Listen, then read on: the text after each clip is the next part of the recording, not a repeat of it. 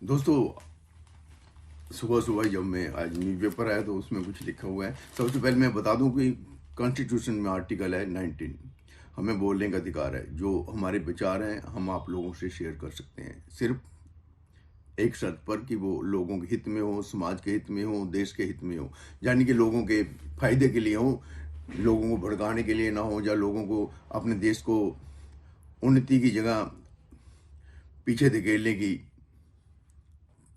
कोई भी जो ऐसी बात होती है तो उसे कहते हैं कि वो हमारे संविधान में नहीं है। लेकिन लोगों की भलाई के लिए हम कुछ भी कह सकते हैं। जो हमारे विचार हैं वो हम आपके साथ शेयर कर सकते हैं। ये मेरे अपने निजी विचार हैं। बैठा था, मैंने सोचा कि चलो आप लोगों से बातचीत कर लूँ। वो पीछे सामान था पड़ा था, मैंने हरा कपड़ा डाल दिया उसके ऊपर, और ये शर्ट पहनी हुई है मैंने 50 रुपये की खरीदी थी। झूठ नहीं बोलता मैं, झूठ किससे बोलूँगा यार। हमारे झगड़ा है चाइना से, हमारा कंपटीशन अमेरिका से। हम लोग आपस में अगर झगड़ते रहे, हम एक दूसरे से छुपाते रहे कि नहीं नहीं यार, जो असलियत होती है बता देनी चाहिए। और देखिए ये आज न्यूज़पेपर सवेरे, उसमें एक ये बहुत बड़ा पैम्फलेट निकला। तो ये देखिए, तो इसमें हमारे एमपी साहब हैं जो, वो अपनी जो अचीवमेंट हैं, जो डेवलपमेंट उन्होंने करवाई थी लुधियाना में, उसके लिए ये इतना बड़ा ये जो है पेपर बीच में से निकला। मैंने देखा यार, क्योंकि हम गरीब देश के लोग हैं, अंडर डेवलप हैं, हमें स्ट्रगल करना पड़ेगा। ये देख लीजिए, ये भी देख लीजिए, ये देख लीजिए, वो पेपर निकला है ना बीच में से। उन्होंने कहा कि मैंने बहुत काम किया है लुधियाना शहर में। दिल्ली से वो कहते हैं मैं ये सब जो जितना भी डेवलपमेंट के प्रोजेक्ट लेकर आया हूँ। तो ये अरोड़ा जी बहुत अच्छे इंसान हैं, तो पैसे वाले भी हैं, सेठ भी हैं। मैं तो कभी इनसे मिला भी नहीं, और हमारे जैसे छोटे लोगों को ये बड़े लोग मिलते भी नहीं हैं। चलो कोई बात नहीं है, अभी मेरे पास माइक भी नहीं है लगाने वाला, तो आपको थोड़ा सा आवाज़ में प्रॉब्लम आएगी सुनने में। कोई बात नहीं, कहीं से कलेक्ट करके मनी तो वो भी ले आएंगे 1-2 दिन में। तो ये मैंने अभी आपको दिखाया कि ये जो है 4 और 4 8 पेज हो गए। ये 8 को हम ऐसे फोल्ड करेंगे, 4 हो गए, ये 4 पेज हैं टोटल ये। तो ऐसे हो गया, तो ये 4 और 4 8 हो गए, और ऐसे ये फिर और बढ़ गए, और फिर आप ऐसे और बढ़ गए, तो ऐसे और बढ़ गए। ये मेरे ख्याल 48 पेज हो जाते हैं। इतनी बुक बन जाती अरोड़ा जी। इसमें लिखा जाता है कि हमारी डेमोक्रेसी क्या है, हमारी जो पॉलिटिकल पार्टी क्या है, हमारी जो करप्शन चलती है। जैसे अभी एससी जो एक पकड़ा गया है, कुंवर, जो टेंडर मेरा फेरी करता था। इसमें लिखा जाता है कि हमारे देश में ऐसे करप्शन होती है, ऐसे बेईमान लोग होते हैं, ऐसे हमारी एजुकेशन है, ऐसे हमारे जो हम लोगों की आंखों में धूल झोंक कर जो पॉलिटिक्स करते हैं। क्योंकि हमें देश से प्रेम नहीं है, हमें अपनी कुर्सी से प्रेम होता है, हमें अपनी पार्टी से प्रेम होता है। लेकिन मेरे को सिर्फ प्रेम है तो अपने देश से प्रेम है, अपनी जनता से प्रेम है। क्योंकि मैं शुरू से ही, बचपन से ही ये सोचता था कि मेरा देश आगे बढ़े। लेकिन आप लोगों को तभी हमारे पास मनी नहीं होता ना। जो लोग अपने लिए सोचते हैं तो उनके पास मनी होता है, जो देश के लिए सोचते हैं तो उनके पास मनी नहीं होता। तो उनके पास सिर्फ जज्बा होता है कुछ करने का। तो आपने इतना ये 40-50 पेज की एक छोटी सी बुक बन जाती। हमारे स्कूलों में एजुकेशन कैसी है, एजुकेशन के बाद अनएम्प्लॉयमेंट कैसे होगी, ये हमारा देश तरक्की कैसे करेगा, जो फॉरेन के कंट्री हैं वो कैसे तरक्की कर रहे हैं, उनमें इंसानियत कहाँ है, ह्यूमैनिटी कहाँ है। हम लोग सुबह मंदिर में जाते हैं, भगवान से बोलते हैं कि आज जितनी मैंने चोरी की थी, भगवान जी मेरे को माफ़ करना। भगवान हमको डेली माफ़ कर देते हैं, तो फिर हम चोरी करने निकल जाते हैं। ऐसे रंग गोरा सा आता है यार। तो हम ऐसे चोरी करने निकल जाते हैं। हमारे भगवान बहुत है ना, और भगवान नहीं है तो सड़क पर हरी चद्दर वाले के पास ही खड़े हो जाते हैं, माफ़ करना, आज इतना मैंने कर लिया है। वो भी कहता माफ़ माफ़ माफ़। हमको माफ़ करने के लिए इतने देवी देवता इतने हमारे पास हैं। तो ये देश का भला कैसे होगा, कैसे ये डेवलप होगा कंट्री, जहाँ पर तो देखिए ये 80% हिंदू हैं इस कंट्री में, लेकिन वो ऐसे जी रहे हैं जैसे उनका कोई वजूद ही ना हो अपने ही देश में कहीं भी। क्योंकि हमारी ये गलती है सबसे बड़ी कि हम भगवान के पास जाके बस भगवान जी, लेकिन मैं नहीं जाता भगवान के पास। तभी मैं जो बातें कर रहा हूँ, ना मैं भगवान के पास जाऊँ, ना भगवान जी से कहूँ कि मैंने ये ठगी ठोरी किया या कुछ किया है, ना ही मैं भगवान से कहता हूँ कि मेरे को बड़ा पैसा दे दे भगवान जी, मेरे को ये दे दे, मेरे को, मैं मांगता ही नहीं हूँ, मेरा शरीर है, आया था चला जाएगा। गीता में लिखा है ना, कर्म कर फल की चिंता मत कर।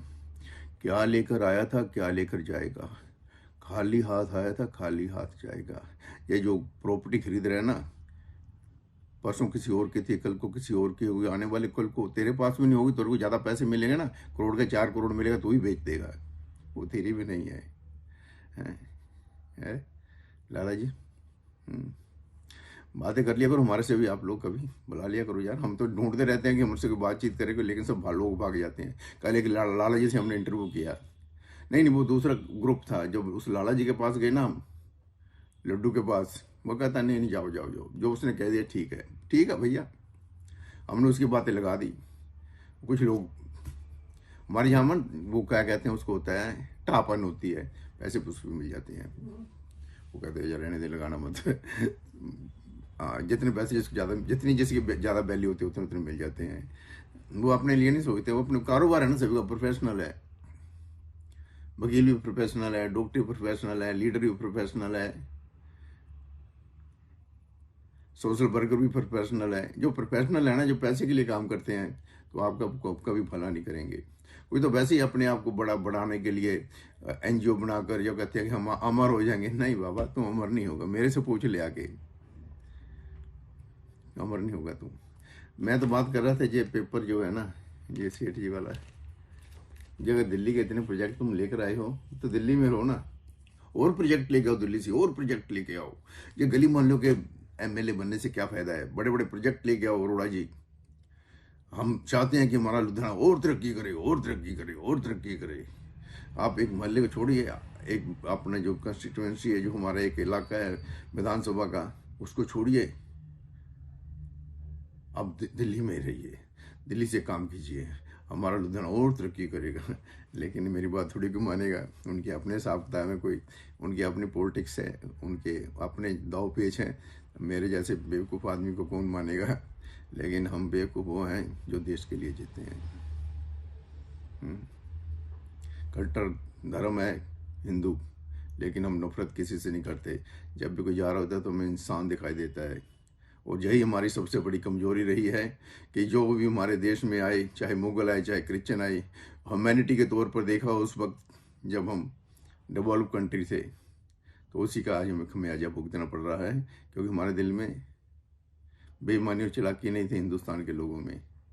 लेकिन धीरे धीरे करके अब ये सब कुछ, बाकी जो क्रिश्चियन लोग थे उनकी जो हॉस्पिटैलिटी है, अपना जो जीने का ढंग है अलग है, मुसलमानों का अलग है, हमारा जो जीने का ढंग है वो अलग है, क्योंकि हम हर चीज़ में भगवान जी को लेके आते हैं। बातें बहुत करता रहूँगा, लेकिन सिर्फ मेरा एक आज बात करने का यही था कि जो सवेरे पेपर निकला बहुत ग्लेज्ड है, ऐसे बहुत महंगा होता है कागज है। सेठ जी वाह, कमाल है सेठ जी, आप लोग बहुत बड़े आदमी हैं, वाह। अभी हम जाएंगे गली मोहल्लों में, आप विचार लेंगे लोगों के कि सेठ जी के बारे में आप क्या कहना चाहते हैं। अभी एक बीजेपी वाला कोई कैंडिडेट नहीं खड़ा ना, बाकी छोटे मोटे तो अभी कई आज़ाद उम्मीदवार मैदान में आने वाले हैं। तो आप लोग हमारे चैनल सब्सक्राइब कर दीजिए और शेयर भी कर दीजिए, हम बताएंगे आपको एक एक मिनट की खबर, कौन आगे जाएगा कौन पीछे जाएगा। हम आदमी को देख कर पहचान लेते हैं जो कहाँ पे खड़ा है। बड़े सेठ देखे हैं मैंने, बहुत सेठ देखे हैं, अंगुलियों पे गिनाऊं ना। मैं जब शमशान घाट में जाता था ना, तो मैं पत्थर ही पड़ता रहता था, कौन सा सेठ है, कौन सा सेठ है, कौन सा सेठ है, किसने ये बनाया, ये किसने बनाया। तो लुधियाना जो सेठ है उनके पत्थर लगे होंगे, आज भी देख लीजिए जाके शमशान घाट में, मंदिरों में भी लगे होते हैं। और 60-70 साल बाद हो ना, जो नए आ जाते हैं तो पिछले पत्थर को फेंक देते हैं, वो तोड़ देते हैं, अरे यार जाने दो इसको। वो भी मैं आपको बताऊँगा, क्योंकि मंदिरों के बारे में मेरे को बहुत मालूम है। जिस चीज़ के बारे के जिस धर्म स्थान के बारे मुझे ज्ञान है, शायद आपको ना पता हो। पत्थर कैसे तोड़ते हैं, पत्थर कैसे लगाते हैं, अपना पत्थर लगा के दूसरे को पीछे छोड़ देते हैं। ये हमसे बड़ी घटिया जो सोच है हमारी। सब बेईमान है, कोई ना कोई चोला पहन कर आ जा रहा है ईमानदारी का, लेकिन पीछे नीचे कुछ और ही होता है उसके। हमें निकालना होगा बच्चों। हाँ, कल वो एक ना इंस्टीट्यूट था, वहाँ पर ना जेई का रिजल्ट निकला, तो जो लड़का टॉपर था ना, उसका जो 400-500 रैंक आया होगा, तो भैया वो लड्डू बना खा सके। मैं नहीं, नहीं, नहीं, नहीं। फिर उसको भंगड़ा डालेंगे, फिर ऐसे ऐसे थोड़ा सा भंगड़ा डाला। मैंने कहा यहीं जो सरकारी स्कूल का बच्चा होता था, ऐसा 1 मिनट में सब नाच नाच के सभी को नचा देता है। लेकिन उसका जो ध्यान था वो सिर्फ ग्रेड लेने के लिए था कि मेरी मेरिट लिस्ट आए, उसमें है। समय तो बच्चों के पास उतना ही होता है ना, कोई मेरिट ले लेता है, कोई खेल में आगे बढ़ जाता है, कोई बदमाशी में आगे बढ़ जाता है, कुछ जो गाने बजाने में वो आगे बढ़ जाता है। देखिए आप बच्चों के बारे में सोचिए, समय उतना ही आपके पास, उस समय में क्या कर लेगा इंसान, ये आप सोचिए। बहुत सारी बातें करने वाली, लेकिन जो आपको अभी नहीं समझ आएंगी, मैं जितना मर्जी करता रहूँ। वैसे बैठिया में मेरे पास एक खबर थी, वो वही इंस्टीट्यूट वाली की, तो वो मैंने लगा दी। मैंने सच मेरे साथ तो खबर ही नहीं है। मेरी वाइफ कहती कहीं जाना मत, आज घर पे रहना। मैंने कहा अच्छा नहीं जाऊँगा, अभी कोई ना कोई देखेंगे, तिकड़बाजी लड़ाएंगे, निकल जाएंगे तो पता, लेकिन अभी कोई घर का काम होगा कोई। तो फिर मैंने सोचा यार यहीं बैठ के 2-4 बातें आपसे कर लेते हैं। तो अरोड़ा जी बहुत बहुत आपको धन्यवाद। लेकिन अगर आप इसमें गीता का साथ छपवा कर ना, क्या लेकर आया था क्या लेकर जाएगा, खाली हाथ आया था खाली हाथ जाएगा, क्यों करता है मेरा मेरा ना तेरा ना मेरा। तो काफ़ी लोगों को शायद किसी न किसी को जिस समझ आ ही जाता है कि ज़िंदगी क्या है। आपको ऐसा बताना चाहिए कि ये ज़िंदगी होती है, हम लोगों ने ऐसे तरक्की की, हम ऐसे कर रहे हैं। सच्चाई बताइए अपने देश के लोगों को, सच्चाई बताइए लाला जी। जिस दिन आपने सच्चाई बताना शुरू कर दिया, उस दिन हम अमेरिका, चाइना, कोई कंट्री हो, उससे आगे निकल जाएंगे। लेकिन आज तक हमने सच्चाई को छुपाया, हिंदू लोगों ने। हिंदू, अगर आप मंदिर में जाते हैं, जो भगवान को मानते हैं, तो अपने आप पर थोड़ा सा विचार करना कि आप कर क्या रहे हैं, क्यों अपनी कौम को पीछे छोड़ रहे हैं। हम धर्मात्मा लोग हैं, दुनिया को देने वाले हैं, दुनिया से लेने वाले नहीं हैं। हमारे में सबसे बड़ी इंसानियत थी, लेकिन आज हम इंसानियत के दुश्मन बन चुके हैं और अपने आप को लूट रहे हैं, एक दूसरे को, अपने एक दूसरे को बेवकूफ़ बना रहे हैं। 75, 77, 78 जितने भी साल हो चुके हैं आज़ादी को, हम पीछे पीछे जा रहे हैं, क्योंकि हमें क्या मालूम था कि आज़ादी ऐसी होती है। और आज़ादी को दीमक की तरह चाटने वाले जो लोग होते हैं, नेता लोग होते हैं, जो अपना स्वार्थ सोचते हैं, वो कैसे होते हैं। बच्चों को सिखाना भी चाहिए, पढ़ाना भी चाहिए। आज स्कूल में क्या कर रहे हैं ये नेता लोग, क्या कर रहे हैं, पहले नेता लोग क्या करते थे, कितनी डेवलपमेंट हुई है, कितनी नहीं हुई है, हम कहाँ पर खड़े हैं, हमारा देश कहाँ पर खड़ा है, हमारा समाज कहाँ पर खड़ा है। आपके छोटे छोटे बच्चे जिनको आप नर्सरी में भेजते हैं, प्ले वे स्कूल में भेजते हैं, किंडरगार्टन बोलते हैं उसको भेजते हैं, फिर मम्मी लेने जाती है कार में, है उनके लिए आप क्या सोचते हैं। ऐसे देश में वो बड़े होंगे ना, तो क्या मिलेगा उन्हें, ये सोचो जरा। मैंने क्या सोचना है, लड़त सोच।